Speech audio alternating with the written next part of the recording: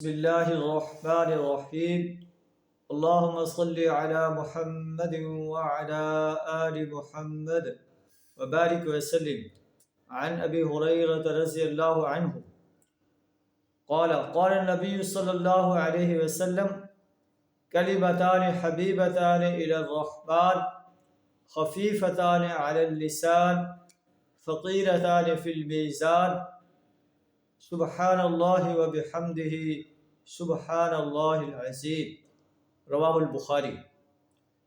حضرت ابو ہریرہ رضی اللہ تعالی عنہ روایت کرتے ہیں کہ نبی صلی اللہ علیہ وسلم نے فرمایا، دو کلمے ایسے ہیں حبیبتان الی الرحمن، جو رحمان کو بہت محبوب ہیں، بہت پسندیدہ ہیں، خفیفتان علی اللسان، زبان پر ہلکے ہیں، آسانی سے ادا ہو سکتے ہیں، ثقیلتان فی المیزان، میزان میں بڑے بھاری ہیں۔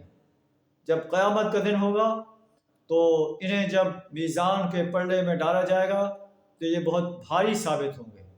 وہ کیا کلمے ہیں؟ سبحان اللہ وبحمدہ سبحان اللہ العظیم۔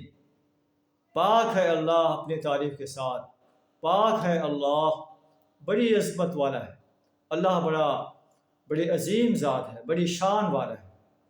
تو یہ کلمات اللہ کو اتنے زیادہ پسند ہیں کہ جب ان کا وزن ہوگا تو وزن میں بہت بھاری ہوگا۔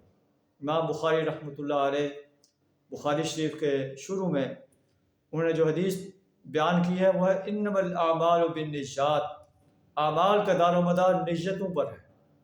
اگر نیت خالصتاً اللہ کی رضا کے لیے ہے، اللہ کی رضا کے لیے اعمال صالحہ کر رہا ہے تو اس کا اسے اجر ملے گا۔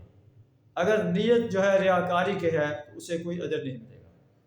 آخر میں یہ حدیث جو ہے بیان فرما کر امام بخاری رحمۃ اللہ علیہ یہ بتانا چاہتے ہیں کہ جب قیامت کا دن ہوگا، نیک انسان کے اعمال کا وزن ہوگا، اور جو انسان نیک اعمال کر رہا ہے اور خالصتاً اللہ کی رضا کے لیے کر رہا ہے، جب وہ وزن کے پلڑے میں ڈالے جائیں گے تو نیکیوں والا پلڑا جو ہے وہ بھاری ہو جائے گا۔ تو اللہ تعالیٰ قرآن شریف میں ارشاد فرماتا ہے فَأَمَّا مَنْ ثَقُلَتْ مَوَازِينُهُ فَهُوَ فِي عِيشَةٍ رَاضِيَةٍ، جس کے نیک اعمال کا پلڑا بھاری ہو جائے گا وہ دل پسند عیش میں ہوگا۔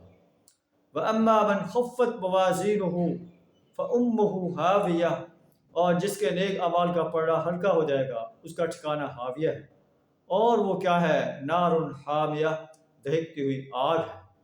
اللہ سے دعا تعالیٰ ہمیں زیادہ سے زیادہ نیک اعمال کرنے کی توفیق عطا فرمائے، برے اعمال سے بچنے کی توفیق عطا فرمائے، اور جب قیامت کے دن ہمارا وزن ہو اپنی رحمت سے ہمارے نیکیوں کے پلڑے کو بھاری فرما دے، ہمیں اپنی رحمت سے جنت الفردوس میں اعلیٰ مقام عطا فرمائے، ہمیں اپنی رحمت سے قبر، حشر اور جہنم کے عذاب سے اپنی پناہ عطا فرمائے۔